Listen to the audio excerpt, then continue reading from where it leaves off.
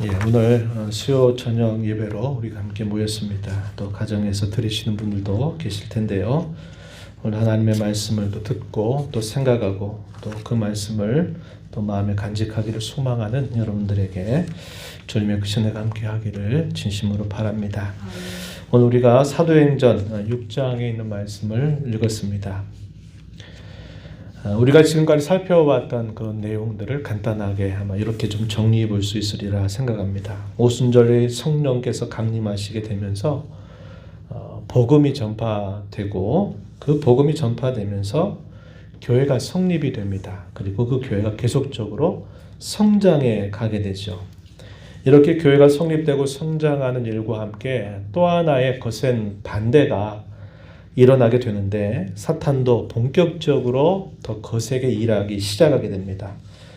사도들은 이 복음을 전하다가 두 번이나 사내들인 공회에 고소를 당해서 이 종교법정에 서게 되기도 했습니다. 그리고 두 번째 이 사내들인 공회에 서게 됐을 때는 채찍질을 당해서 아주 심하게 맞고 능욕을 당하는 일도 있었다고 이야기해 줍니다. 또한 교회 내에는 어떠한 일이 있었냐면 이 도덕적인 위선과 거짓이 일어나게 되면서 그 교회가 큰 어려움에 부딪히기도 했음을 보여줍니다. 이렇게 어떤 물리적인 힘을 가하고 또 위협을 가해서 교회를 혼란 가운데 빠뜨리는 일이 있는가 하면 또 한편으로는 교회 내에서 은밀한 거짓된 위선과 죄가 드러나게 되면서 결국 교회를 또 힘들게 만드는 일도 발생했다는 것을 우리가 함께 살펴보았습니다. 그런데 보여줬던 건 뭐냐면 교회는 그러한 반대와 어려움을 겪고 사탄의 이러한 반대를 당하면서도 주님의 교회는 오히려 그것 때문에 더 단단해져 갔다라는 것을 우리가 함께 살펴봤습니다. 이제는 좀 더 교묘한 방법으로 주님의 교회를 흔들어대기 시작하는데 그게 뭐냐면 교회 내에 원망과 불평이 일어나게 되면서 그 교회를 또 힘들게 만드는 사건이 발생하게 됐다 하는 겁니다. 그것이 오늘 우리가 읽은 6장 앞부분에서 소개가 되고 있는 그런 내용입니다. 이 부분을 우리가 함께 살펴보게 될 거예요. 이와 같이 내용들을 정리해 보면 초대교회가 그렇게 성장하고 거듭 많은 신자들이 늘어나게 되는 그런 과정과 함께 교회는 이와 같이 세 가지 정도로 이렇게 위협을 당했다는 것을 보여줍니다. 물리적인 어떤 힘을 가지고서 믿는 자들을 공적으로 박해하기 시작하는 일이 생겨나는가 하면 성도들 사이에서 거짓과 위선, 은밀한 죄, 도덕적인 이런 문제들이 일어나게 되면서 그 일로 인해서 또 교회가 큰 위기를 맞게 되는 일도 일어났다는 것을 보여줍니다. 우리가 오늘 읽는 이 6장의 앞부분의 내용에서는 특별하게 이런 악의적인 일이 아닌데 자연스럽게 믿는 사람들의 수가 늘어나게 되면서 교회 안에 이런 불평등의 문제, 원망의 문제들이 일어나게 된 것을 보여줍니다. 어쩔 수 없이 어쩌면 자연스럽게 생겨날 수 있는 그런 문제라는 거예요. 그런데 이 세 가지 중에 어떤 것 하나라도 교회가 제대로 대처하지 못하게 되면 교회는 결국 흔들리게 되고 어려움에 처하게 된다는 것을 우리는 알게 되는 겁니다. 이것은 초대교회 당시에 보여줬던 모습이기도 하면서 또 우리가 오늘을 살고 있는 우리에게 있어서도 이런 여러 가지 방법들이 결국 우리의 신앙을 무너뜨리고 흔들어대기 시작하고 주님의 교회를 약화시킬 수 있다라는 것을 우리는 배울 수 있게 돼요. 우리가 지금 당하고 있는 여러 어려움들도 아마 이런 생각들 안에서 그 원인을 우리가 찾아볼 수도 있을 것이다. 이런 생각도 해보게 됩니다.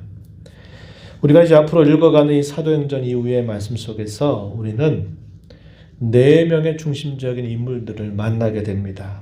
그 중에 첫 번째 소개되는 인물이 스데반입니다. 이 스데반은 사도행전 6장 8절에서부터요. 8장 3절까지 길게 스데반에 대한 행적이 소개가 됩니다. 그리고 이어서 빌립이라고 하는 사람이 소개가 됩니다. 빌립이 전도했던 내용들이 소개가 되고요. 그리고 박해자이면서 동시에 회심한 사람 사울이 소개가 됩니다. 이 내용이 사도행전 9장에서 전체적으로 소개가 되고, 그 다음에 이제 또 네 번째 만난 인물이 누구냐면 이방 사람 백부장 고넬료라고 하는 인물을 우리가 만나게 됩니다.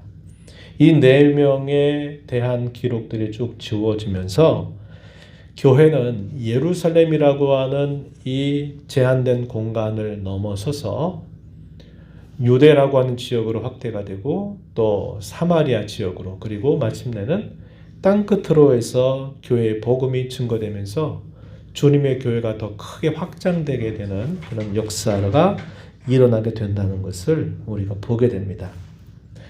이것을 우리가 앞으로 살펴갈 내용이 되겠어요.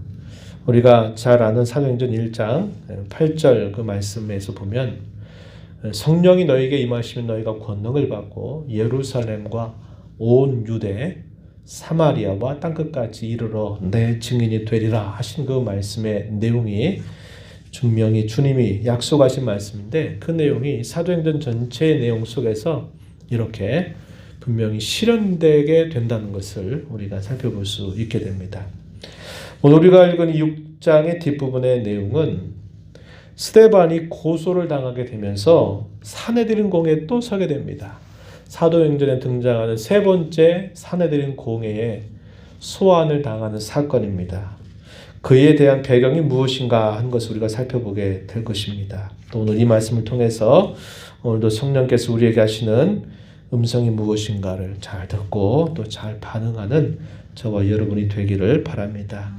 오늘 우리가 읽은 이 말씀의 내용은 두 부분으로 나눠볼 수 있겠습니다. 자연스럽게 1절로부터 7절 내용에서는 7명의 일꾼을 세우게 되는 내용이 소개가 됩니다. 우리는 7 집사 그러는데 또 그렇게 좀 말하기도 좀 어려워요. 이 집사라고 하는 말, 그래 뒤에서 살펴보겠지만 섬기는 자다, 봉사한다라는 의미를 가지고 있는 표현입니다. 그래서 7명의 일꾼이 세워지게 되는 내용이 소개가 되고요.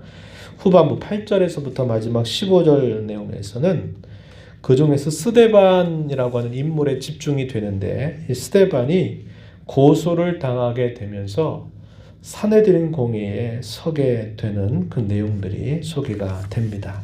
그래서 오늘 이런 내용들을 크게 두 부분으로 나눠볼 수 있겠고, 7 일꾼이 세워지게 된 그 배경이 어떤 배경이냐면, 믿는 자의 무리가 더 많아지게 되면서 이 교회를 구성하는 성원들이 크게 두 부류로 나눠지게 됩니다.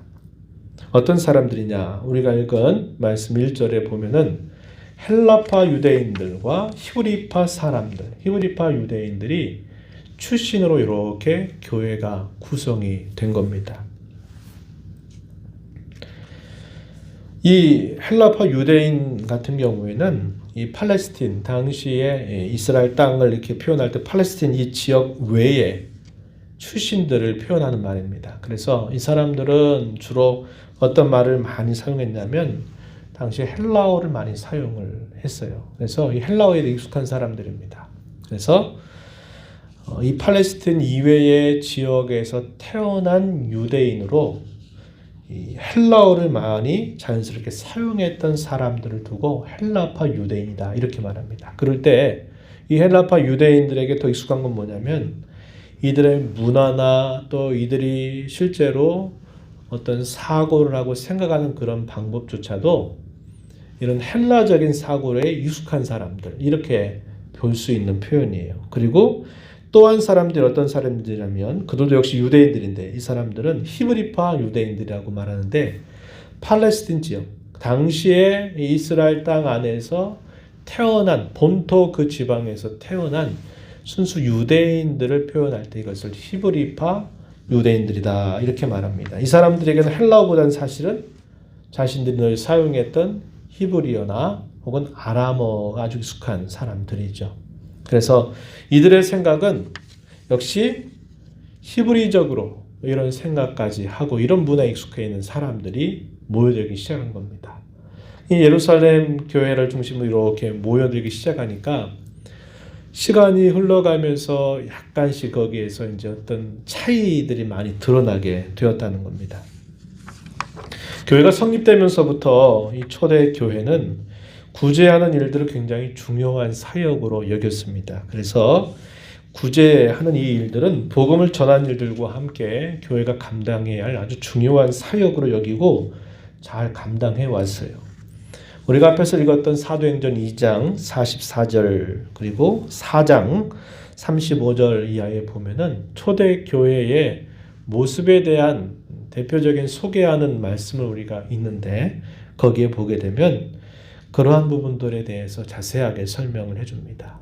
당신은 자기가 가진 그 소유를 팔아서 사도들에게 맡기고 당시에 어려움에 있는 사람들을 함께 그것을 돕는 일들을 아주 자연스럽게 좋은 미덕처럼 행해왔던 일이었습니다. 그런데 이 일로 인해서 문제가 발생하게 되었다는 거예요.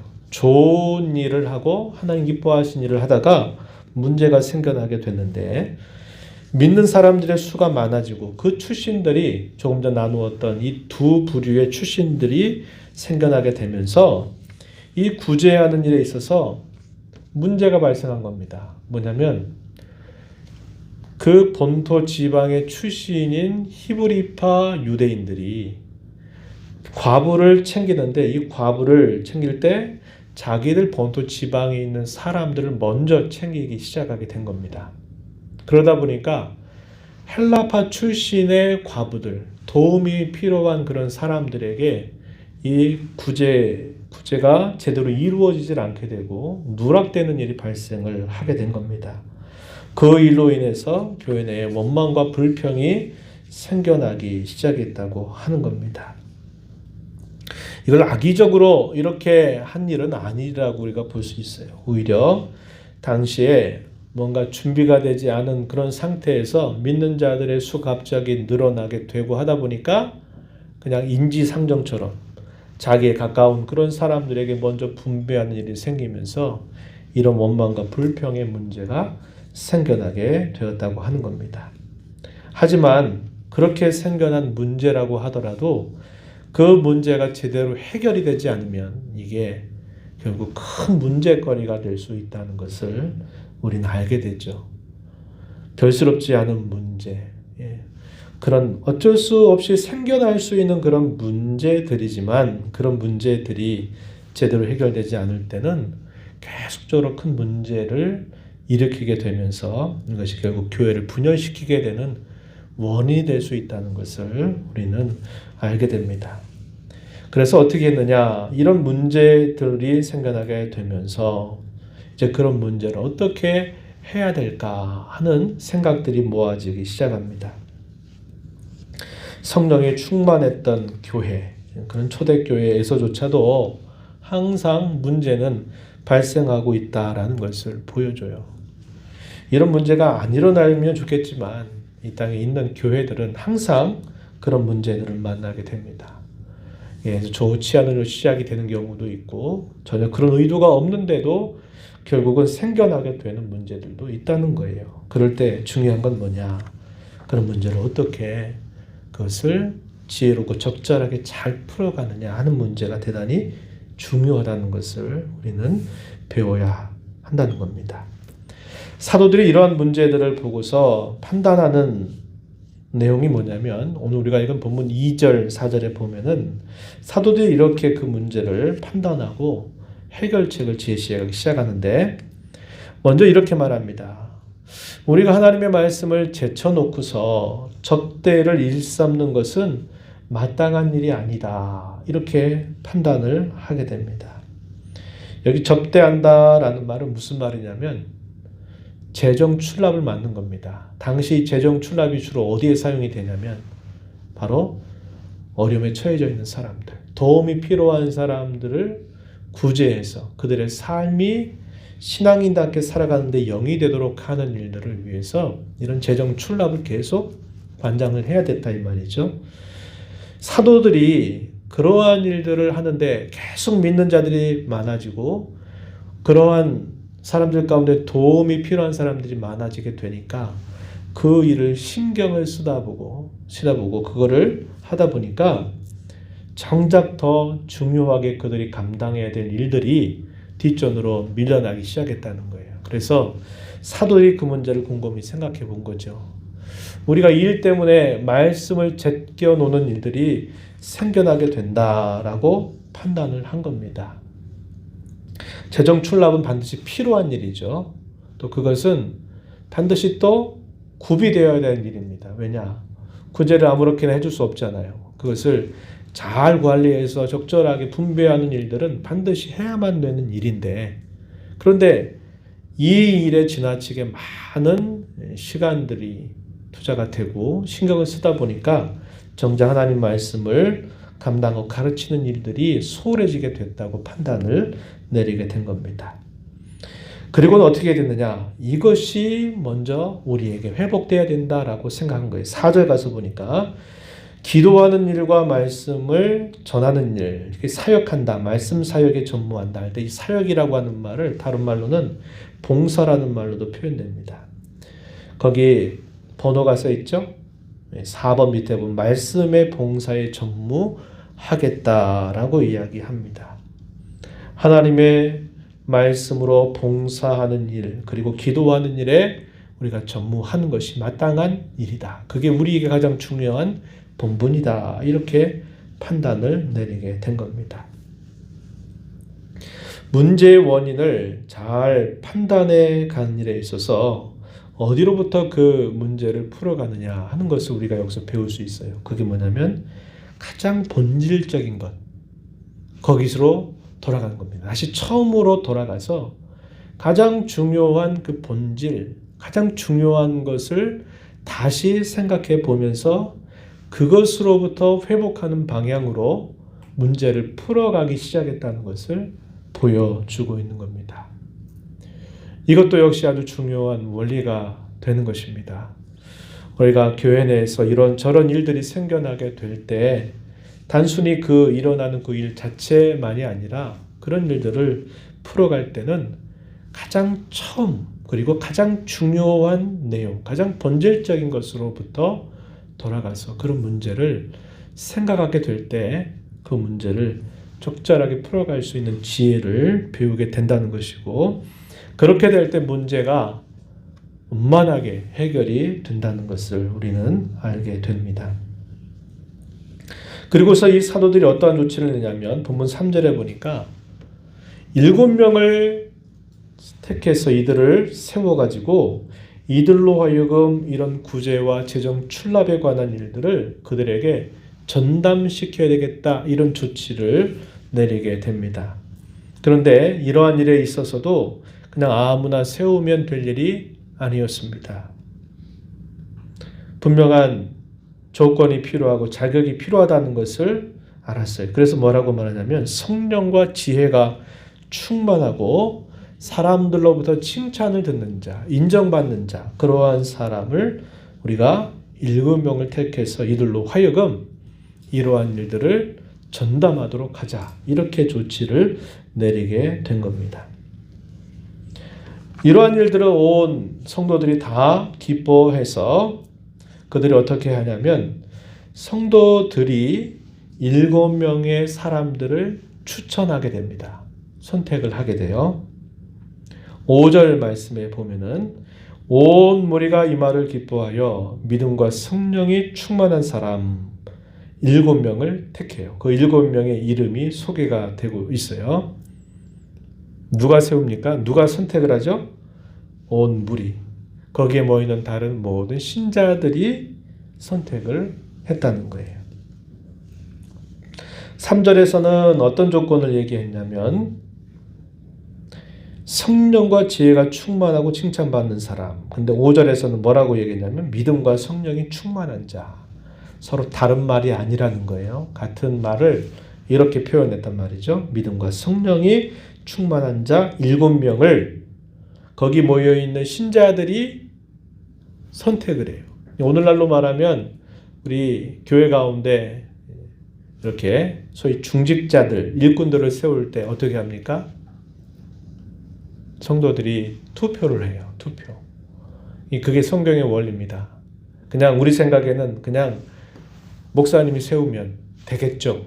되게 서리 집사는 일련직이니까 그렇게 임명해서 세우지만 교회 가운데서 장로를 세운다든지 또 성경에서 말하는 집사는 일련직이 아니라 안수받은 집사입니다. 안수 집사를 세우게 될 때는 항상 이렇게 세우는 거예요. 이 교회의 원리입니다. 질서입니다. 그래서 당시에도 이 7명의 일꾼들을 세울 때 온 성도들이 그 7명을 추천하게 돼요. 선택을 하게 됩니다. 그리고 나서 사도들이 어떻게 하냐면 그 선출된 7명을 기도하고 안수해서 그들을 세우게 됩니다. 6절 말씀에 가서 보면은 이렇게 세우게 되죠. 그래서 그들의 7명이 세워지게 되면서 이들이 그러한 일들을 전담하면서 감당하게 된다고 이야기를 해줍니다.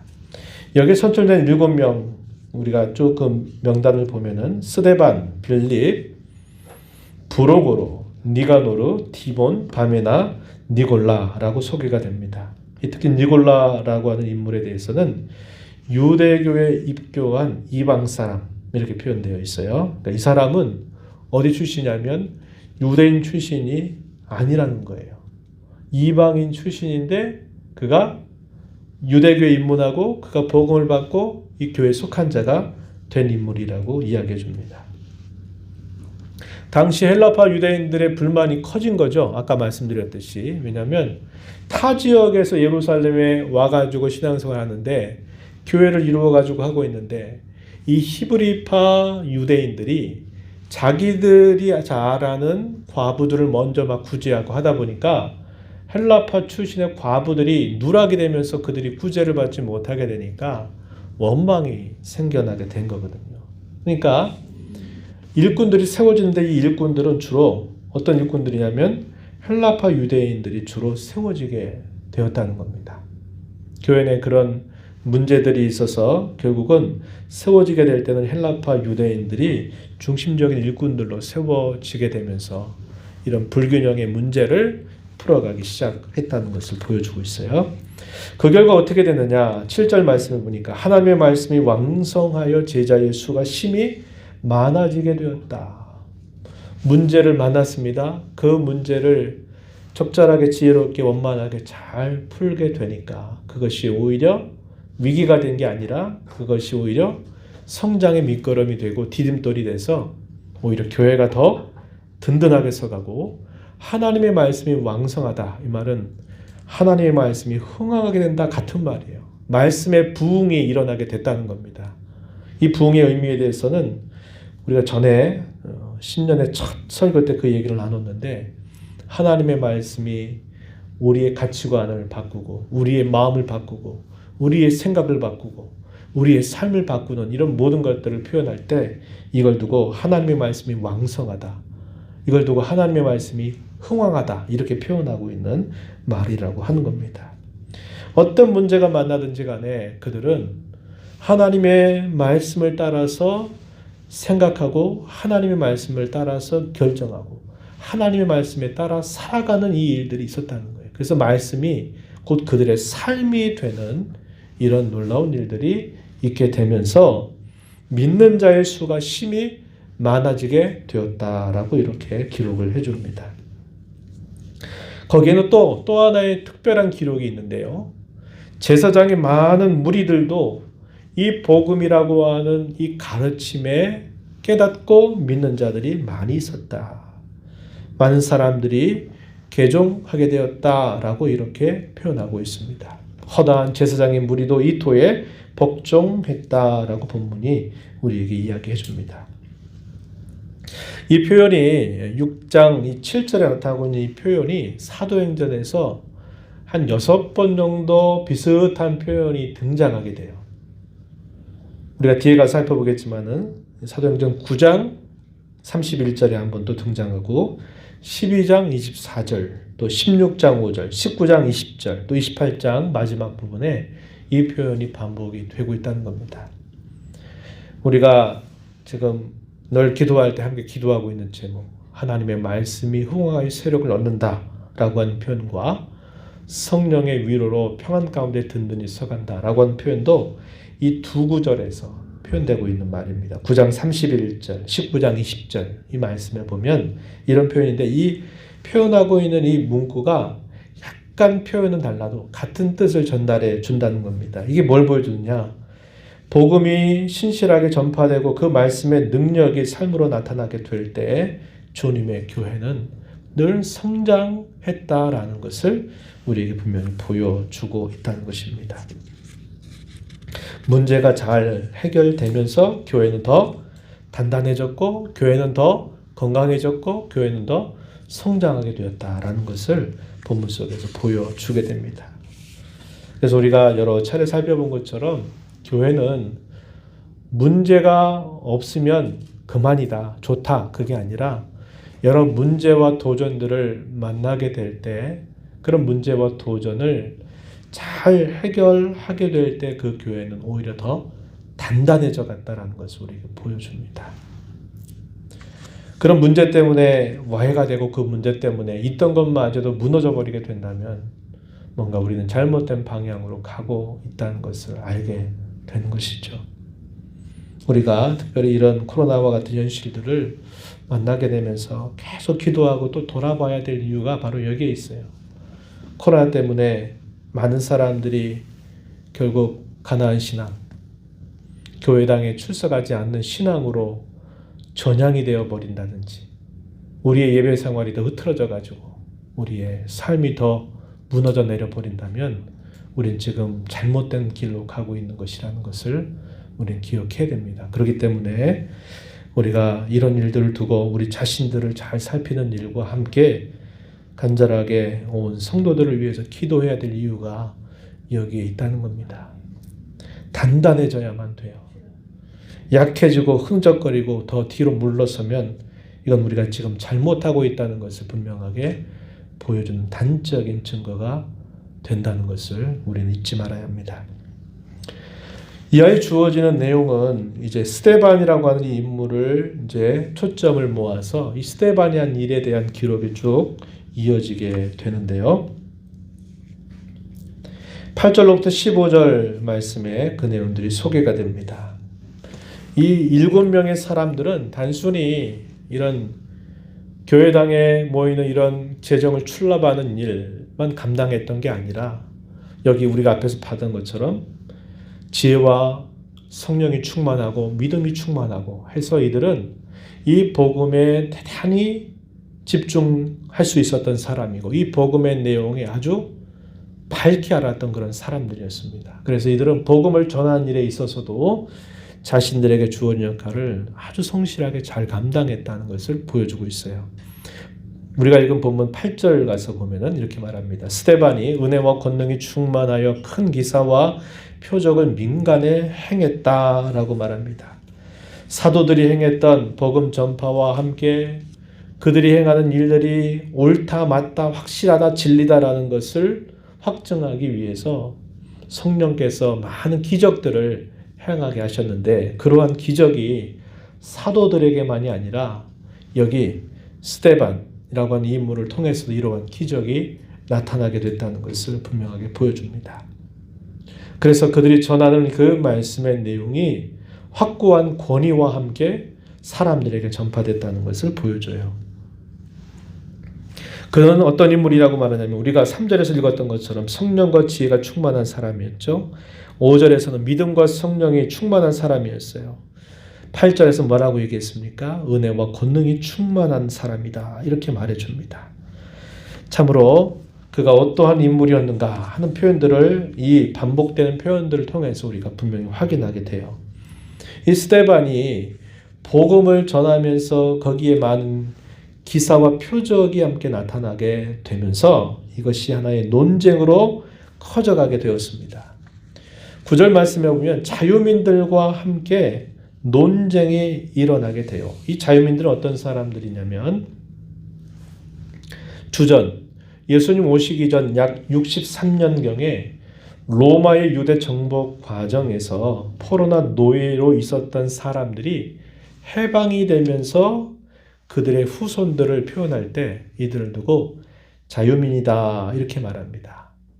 자유롭게 된 사람들 이렇게 표현하는 말이에요. 이들과 스데반이 논쟁이 붙게 됩니다.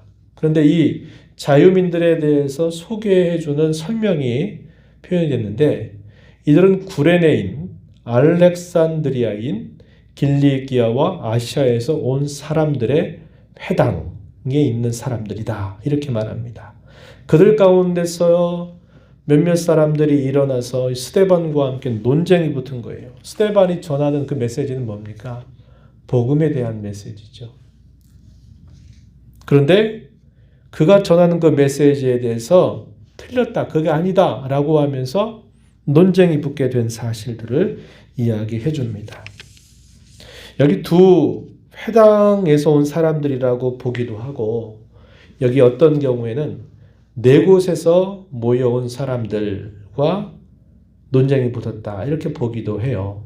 그러니까 9절 가서 보시면은 이른바 자유민들, 즉 그 자유민들이 어떤 사람들이냐, 구레네인, 알렉산드리아인, 길리기아, 아시아에서 온 사람들 이렇게 표현되어 있어요.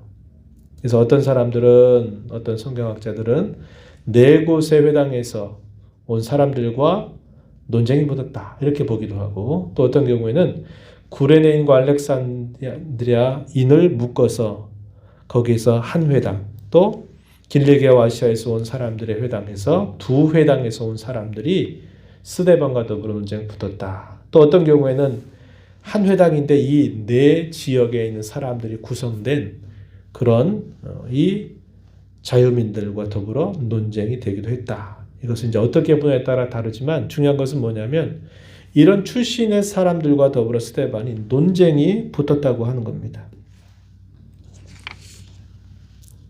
이렇게 논쟁이 붙는데 그 논쟁에서 스데반을 당해내지는 못하는 겁니다. 스데반이 하는 말이 더 힘이 있다는 거죠. 왜냐? 10절에 보니까 지혜와 성령으로 말함을 그들이 능히 당할 수 없었다라고 이야기를 해주게 됩니다. 그러니까 어떻게 하느냐? 이제 사람들을 거짓으로 돈 주고 사가지고 거짓된 증인들을 세워서 이 사람을 어디로 몰고 가냐면 결국 종교법정으로 또 그를 데리고 가는 겁니다. 11절 보니까 사람들을 매수해서 말하게 하는데 어떤 말을 하게 하냐면 이 사람이 스데반이 모세와 하나님을 모독하는 말을 하는 것을 우리가 들었다. 이렇게 거짓된 고소를 하게 합니다. 그런 고소와 함께 공회를 소집하도록 하는 겁니다. 백성과 장로들과 서기관들을 충동해서 이 스데반을 체포해서 마침내 그를 공회 앞에 그를 세우게 됩니다. 공회가 개회가 됐어요. 그 공회가 개회가 됐을 때 거짓된 고소를 통해서 스데반을 고소하는 일이 생겨납니다. 13절 보면 이 사람이 이 거룩한 곳과 율법을 거슬러 말하기를 마지 않는다 이렇게 말합니다. 이 거룩한 곳, 성전을 표현하고 있는 말이죠. 다시 말하면 성전과 율법을 거슬러 말하고 있다라고 거짓된 고소를 하게 했습니다.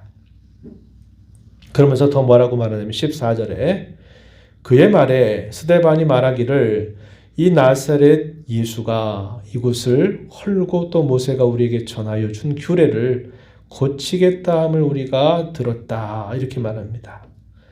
다시 말하면 성전과 율법을 거스르게 했는데 그것은 나사렛 예수 그가 말했던 그 말과 똑같은 말을 이 스데반이 하고 있다라고 한 말입니다.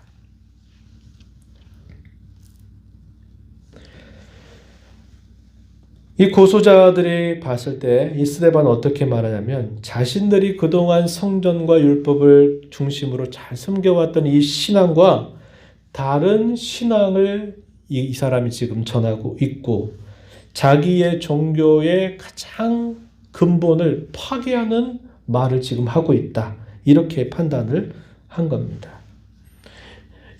마치 예전에 유대 종교 지도자들이 예수님을 두고 했던 똑같은 말을 그대로 건네고 있는 겁니다. 예수님이 이런 말씀하신 적이 있었어요.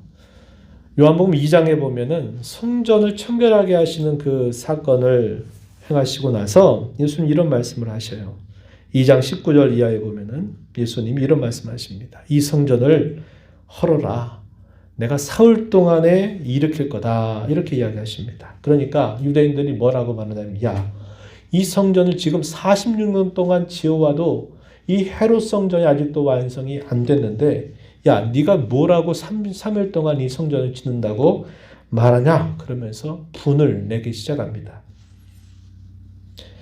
그러자 이 말씀이 무슨 뜻인가를 사도 요한이 설명해 주기를, 여기서 말하는 성전은 예수님 몸, 그분 자신의 몸을 가리켜서 성전이라고 한 거다. 이 말은 예수님이 십자가에서 청을 받아 돌아가시고 나서 3일 만에 다시 살아나실 것을 이야기해 주는 말인데, 예수님의 이 십자가의 죽음과 부활을 통해서 이제 눈에 보이는 성전이 아닌 새로운 참성전을 주님이 세우시겠다라고 하신 말씀이었다고 설명을 해줍니다.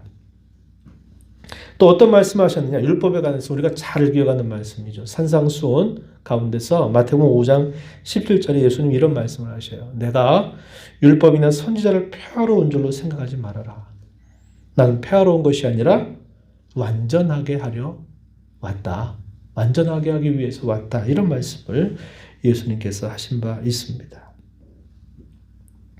그러니까 당시에 이 종교 지도자들이나 이 고소자들은 어떻게 생각한 거냐면 그냥 그거 하나만 붙들고 있는 거죠. 성전, 눈에 보이는 성전.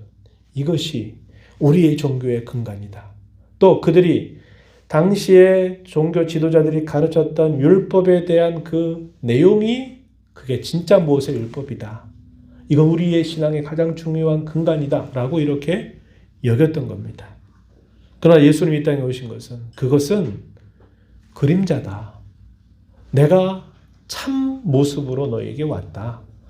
눈에 보이는 성전은 참 성전을 보여주는 하나의 그림자와 같은 것이었고, 유대 종교 지도자들이 가르쳤던 율법에 대한 이해는 본래 모세에게 주었던 참 율법을 변형시키고 왜곡한 것이기 때문에 나는 이 율법을 다시 이것을 새롭게 하고 본래 율법을 다시 회복하는 데 있다. 이런 말씀을 하신 것을 그 종교 지도자들은 인정하지 않았다 하는 겁니다. 예수님이야말로 진정한 성전을 세우시려고 이 땅에 오셨고 율법을 참되게 완성하시려고 이 땅에 오셨다는 것을 그들은 알지 못하고 오히려 예수님을 그것으로 빌미 삼아서 처형해야 된다고 십자가로 처형을 언도해 버렸고, 스데반의 경우도 역시 이 사람이 성전을 거스르고 율법을 거스르는 이런 신성모독 죄와 같은 죄를 범한다라고 이렇게 이야기를 하면서 고소를 하게 된 겁니다.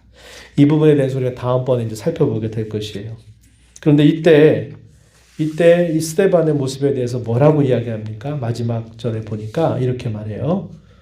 자, 모든 사람들이 이제 스데반이 무슨 말을 하나 다 그를 주목하고 있는데 이 스데반의 모습이 뭐와 같이 보여졌냐면 15절 마지막에 보니까 얼굴이 천사의 얼굴과 같았다. 이렇게 이야기를 해줍니다. 이게 뭘 말할까요? 하나님께서 그와 함께 하고 계시다라는 것을 보여준 결정적인 증거가 된 겁니다. 출애굽기 34장에 보면요, 모세가 시내산에 올라가서 두 번째 율법을 받아서 시내산으로 내려오게 되니까 그의 얼굴에 빛난 광채가 나타난 겁니다. 그러니까 산 밑에서 기다렸던 모든 이스라엘 장로들과 지도자들이 모세를 보기를 두려워하게 돼요. 왜냐? 그의 얼굴이 하얗게 빛이 나서 광채를 발하니까 두려워서 그와 함께 말을 하기가 힘든 겁니다. 그래서 모세가 어떻게 하냐면 수건을 가지고서 그의 얼굴을 이렇게 가렸다고 이야기해 줍니다. 이 이야기가 출애굽기 34장 29절 이하에 보면은 이 내용이 소개가 됩니다. 마치 그걸 떠올리는 모습이에요. 당시의 공회원들과 모든 거짓 고소인들은 이 스데반을 죄인으로 취급해서 이 사람을 어떻게든지 못하게 하려고 하는 마음을 가지고 있지만 오히려 스데반의 얼굴은 천사의 얼굴처럼 빛났다라고 이야기하는 것은 하나님이 그와 함께 계시고 그의 편에 서 계시다라는 것을 보여주고 있다는 것을 알게 됩니다. 오늘 저와 여러분이 말씀을 보면서 교회 내에서 어떤 문제가 발생될 때 그 문제를 풀어가는 가장 좋은 방법은 처음으로 돌아가는 겁니다. 본질로 돌아가는 데 있다라는 것을 우리가 다시 한번 배우게 됩니다. 그리고 우리가 또 하나 분명하게 생각하게 되는 것은 각자에게 맡겨주신 직분, 그 직분에 충성하는 것, 그것이야말로 주님의 교회를 든든히 세워가는 일이라는 것을 우리가 알게 됩니다. 사도는 사도들이 맡은 그 일에 전무하고 또 다른 일에 또 맡은 일꾼들이 그 일에 충성을 다하게 될 때 주님의 교회는 든든히 서가게 된다는 것을 우리가 알게 되는 겁니다. 우리 각자에게 맡겨준 자리가 그 어느 자리든지 간에 우리에게 맡겨준 자리를 잘 지키고 맡겨준 일들을 잘 감당하는 것은 마치 목회자가 말씀을 가지고 성도를 섬기는 것과 같이 자신이 주어진 그 일을 잘 감당해서 섬기는 것과 같다는 거예요. 같다는 것입니다. 그런 마음가짐을 가지고 우리가 새해를 다시 시작하면서 그런 마음을 갖고 임하게 되기를 진심으로 바랍니다. 오늘 이 말씀을 생각하면서 우리가 이 땅에 사는 동안 참 진리를 가지고 살아가는 것, 또 그 진리를 우리의 삶으로 드러내는 삶이라고 하는 것이 얼마나 가치 있는가를 우린 다시 한번 우리 마음에 새기면서 저와 여러분이 죄악된 세상 가운데 살면서 하나님의 말씀을 갖고 그 말씀을 우리의 삶으로 잘 드러내는 일들에 힘을 기울여 나아가는 저와 여러분이 되기를 진심으로 바랍니다. 하나님 아버지, 오늘 저희가 함께 살핀 이 말씀을 통해서 교회는 많은 어려움들을 만나게 되고 또 위기를 만나게 되지만 그런 위기들을 바르게 풀어가는 일들을 통해서 교회는 오히려 단단해져 갔고 교회는 더 흥황하게 되었고 믿는 자의 무리가 더 많아졌던 것을 저희가 함께 살펴보았습니다. 오늘 우리가 살아가는 이 세계 속에서 만나는 수많은 도전들 앞에서 하나님 아버지 저희의 신앙이 뒤로 물러서지 않도록 인도하시고 단단해져가는 신앙이 되도록 은혜를 베풀어 주시고 여러 문제들을 만나게 될 때마다 가장 근본적이고 가장 본질적인 문제로부터 우리의 문제를 잘 풀어갈 수 있는 지혜와 또 그러한 힘을 잘 공급받는 저희들이 되도록 인도하여 주옵소서.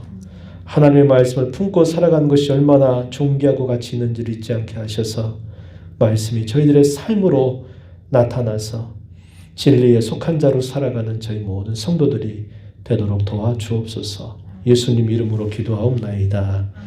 아멘.